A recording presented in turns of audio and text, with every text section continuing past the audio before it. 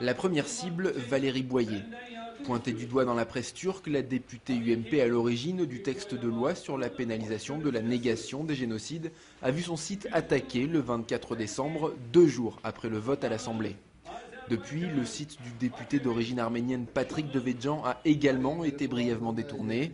Derrière ces piratages, un groupe de hackers turcs, les Akıncılar, qui nous a transmis cette vidéo pour expliquer ces attaques.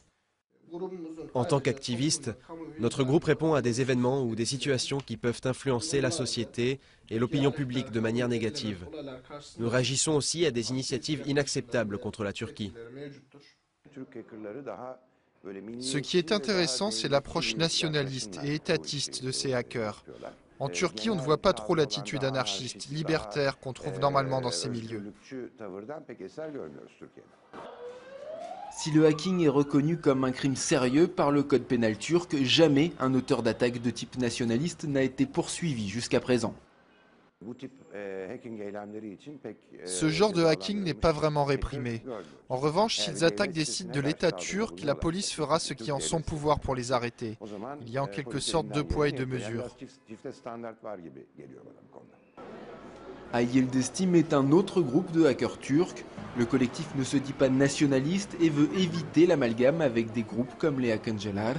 Mais les Ay Yıldız, le croissant et l'étoile en turc, ont eux aussi attaqué des sites internet français. Des piratages qui visaient uniquement les responsables du projet de loi et qui n'auraient rien d'illégal, selon eux. On parle d'attaque, mais ce n'est pas exactement cela.